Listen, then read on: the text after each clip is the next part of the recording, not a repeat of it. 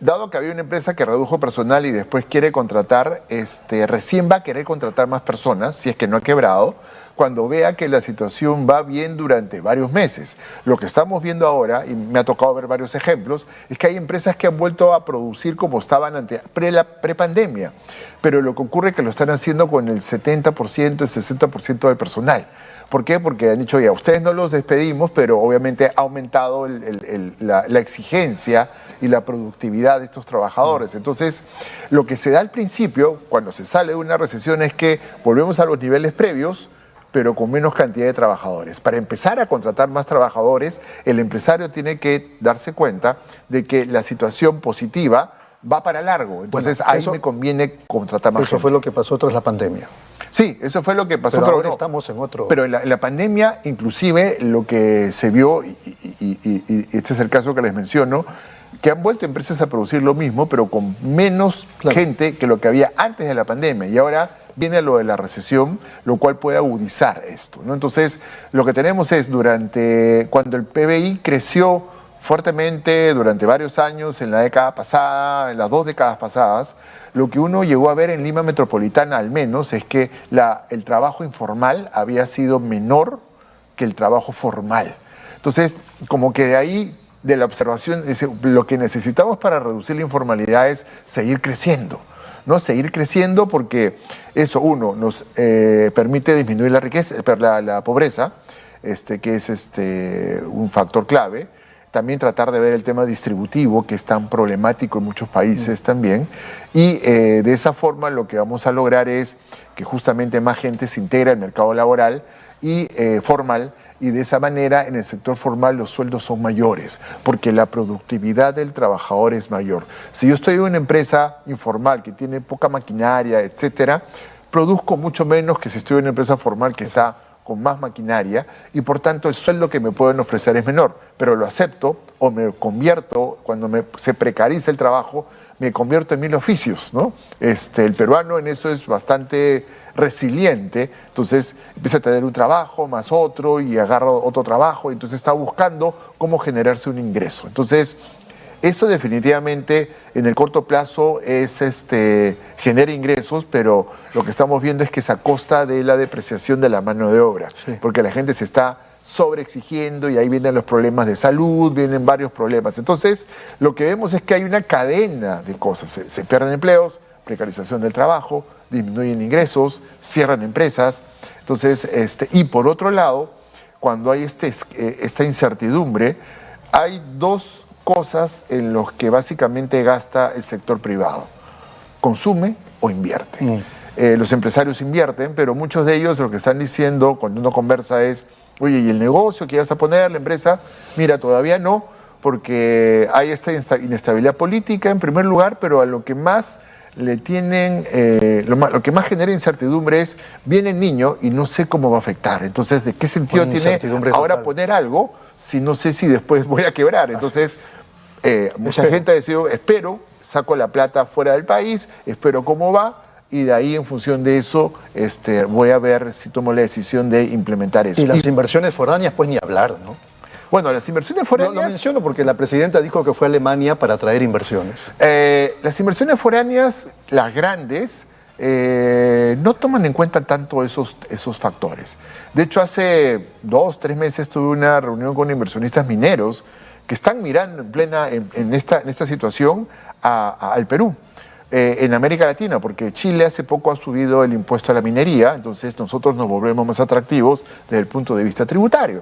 Lo primero que querían saber es que si se iba a subir los impuestos o no. Bueno, obviamente no se va a subir los impuestos, pero el tema por el que más iban era por el tema de la conflictividad, el tema de la permisología y el tema ambiental, ¿no es cierto? O sea, eran los 3 temas que más le preocupaba a estos inversionistas, que en general... un inversionista minero a veces está en un país muy inestable, como puede ser un país africano, pero si el yacimiento, y tenemos yacimientos que son muy ricos, digamos, para poder explotarlos, pueden lidiar con eso, pero con la conflictividad social no pueden lidiar, porque es como alguna vez escuché cuando hablé también con un banquero vinculado a la minería: mira, si no hay, entre comillas, licencia social, o en verdad no se llevan bien con la comunidad, no hay proyecto.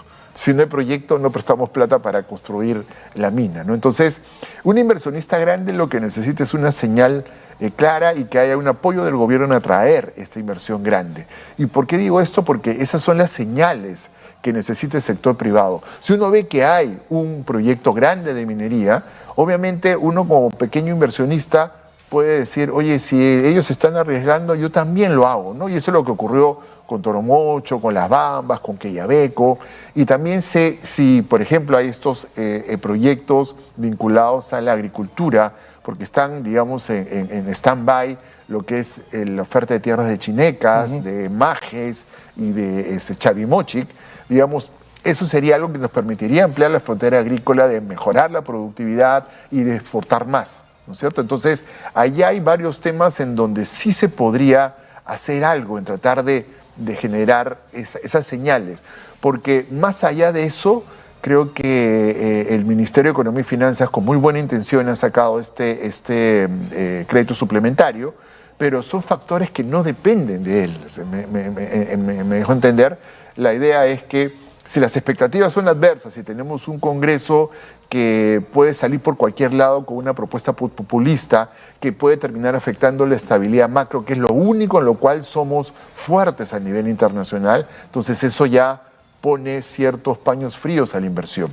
Eso con respecto a la inversión. Y en el consumo, todos estamos siendo ahora mucho más precavidos con el consumo, ¿no? O sea, oye, esta cosa mejor no, la posponemos, si quería comprarme un auto lo pospongo, un electrodoméstico que alguien lo arregle y más adelante veo qué pasa. Porque la gente ha bajado muchísimo, ¿eh? Y la gente está dejando de salir a comer a la calle, hay restaurantes que uno va escuchando que van cerrando. Entonces, ante esa incertidumbre también las personas lo que dicen es, oye, lo poco que tenemos, guardemos un ahorro, no sé qué pueda pasar si pierde el trabajo, y que concentrémonos nada más en lo más importante.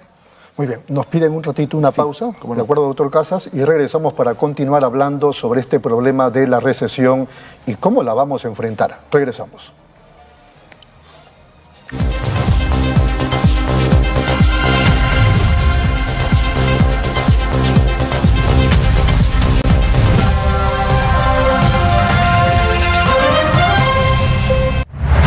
Nueva app de Derrama Magisterial. Maestro y maestra, realiza tus consultas y operaciones en la palma de tu mano. Con el nuevo app Derrama Magisterial podrás realizar tus operaciones en todo momento y desde cualquier lugar. Solicita un crédito, consulta el estado de tu cuenta individual, accede al estado de tus créditos, actualiza tus datos, accede al servicio de asesoría legal gratuita. Ubica nuestras oficinas a nivel nacional. Descárgalo hoy mismo en tu Play Store. Derrama Magisterial, seguridad social para el maestro. Bienvenidos a mi lugar favorito. Les quiero contar por qué siempre vengo a Plaza Hogar. Aquí encuentras de todo. Y si un mueble me gusta, lo personalizan a mi antojo. Elijo el color, la tela, todo a medida. Y también puedo traer y reparar todos mis muebles. Además, el servicio de despacho funciona perfecto y a un precio accesible. Y por si fuera poco, siempre encuentro estacionamiento. Somos Plaza Hogar.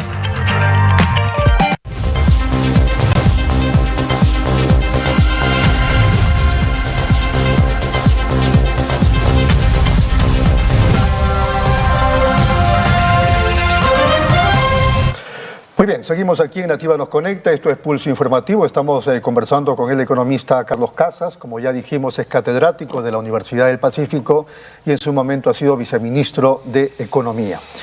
Bueno, estamos en recesión, esta más o menos empezó en marzo, ¿verdad?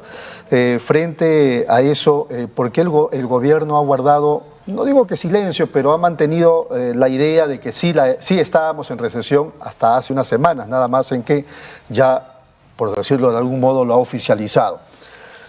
En ese contexto, ¿cómo podríamos salir de esta crisis, de esta recesión, doctor?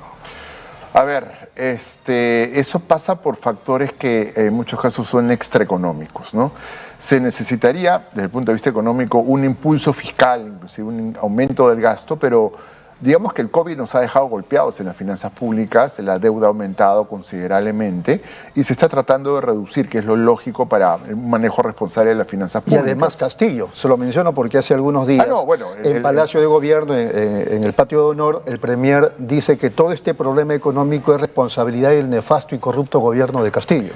A ver, yo creo que hay que tomar en cuenta que obviamente las expectativas fueron negativas con el gobierno de Castillo. Recordemos lo que ocurrió apenas entró, que salieron como 15.000, 18.000 millones de dólares del país y ahora más o menos están regresando de a Solo pocos. con su presencia. Solo con su presencia, pero todo el mundo tenía miedo de que me van a quitar los ahorros, me van a estatizar la empresa, etcétera. Entonces la gente, el capital huyó. Fuertemente. Se disparó el tipo de cambio, estuvo bastante alto, por encima de los 4 soles, y bueno, hoy día nuevamente se ha estabilizado. El Estado se desinstitucionalizó. Aunque ya está 3.87. Claro, pero ahora es por otros factores vinculados más externos, ¿no? El dólar se vuelve más fuerte en un contexto de incertidumbre con las guerras, que no las manejamos nosotros, pero el 2021 nosotros mismos nos disparamos al pie, o sea, eso fue un tema muy controversial, pero sí, se descapitalizó el Estado, mucha gente se fue.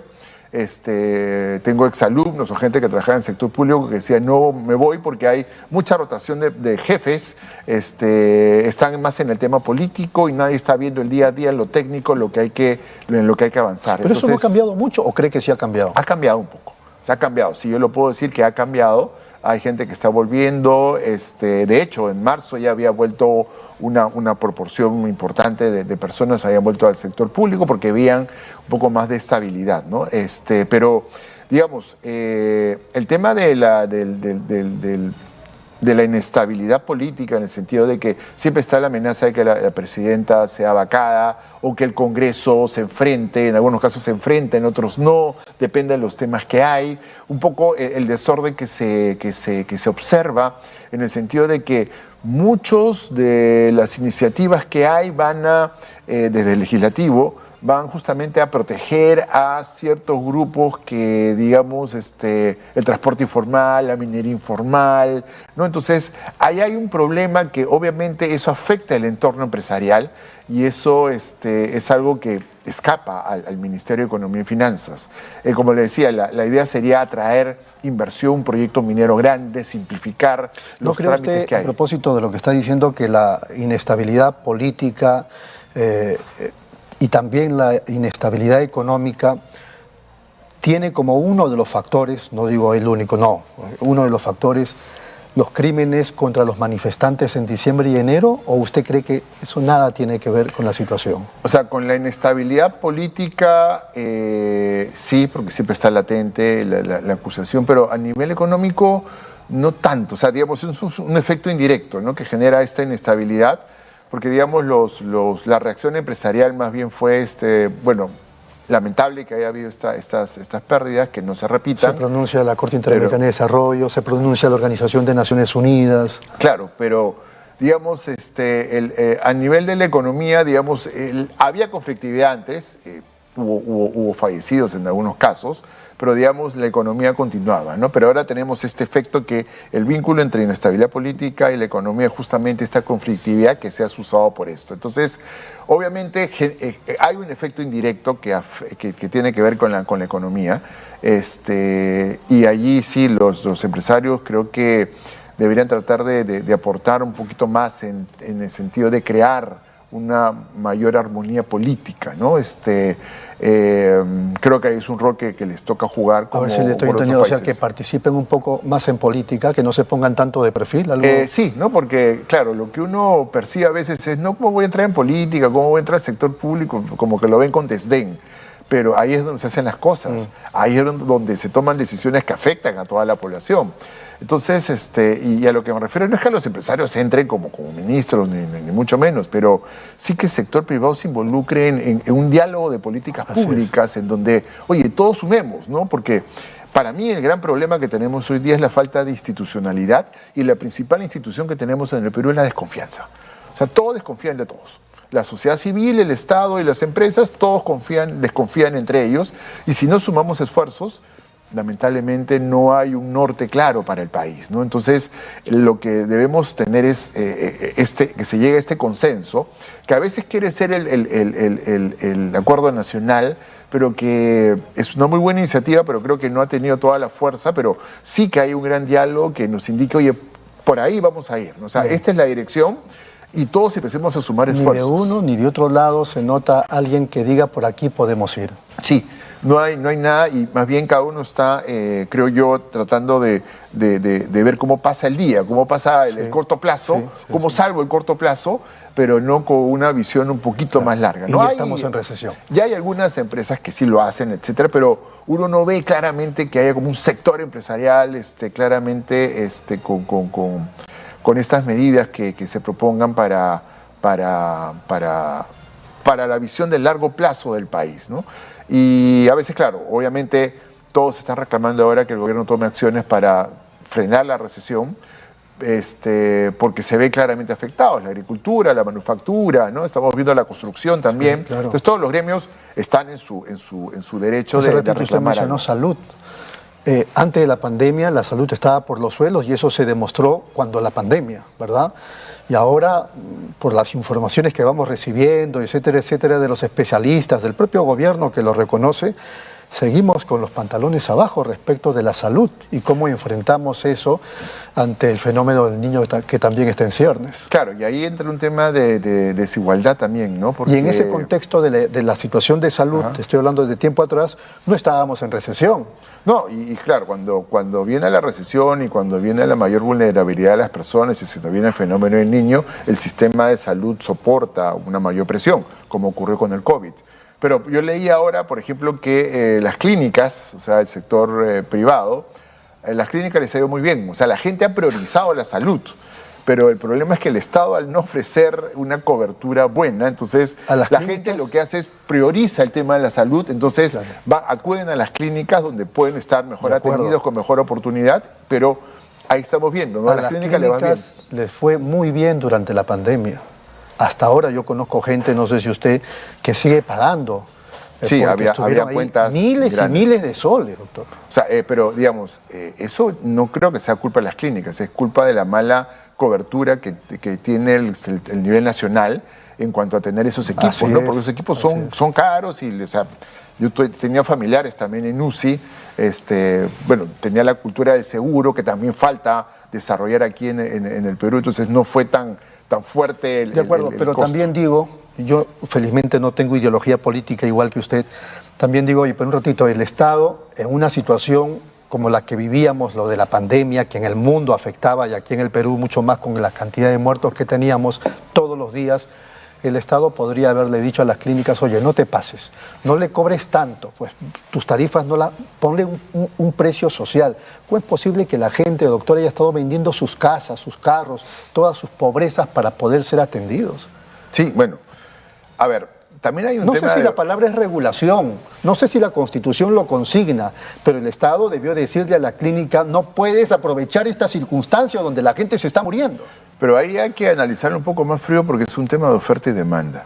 Aumentó la demanda por servicios. Antes había camas UCI vacías y de pronto las camas UCI estaban al tope. Oferta y demanda con las vidas de la gente. Bueno, es un mercado. Entonces, ¿qué hacemos? ¿Cómo hacemos para que hay 10 camas UCI y hay 100 personas que quieren las camas UCI?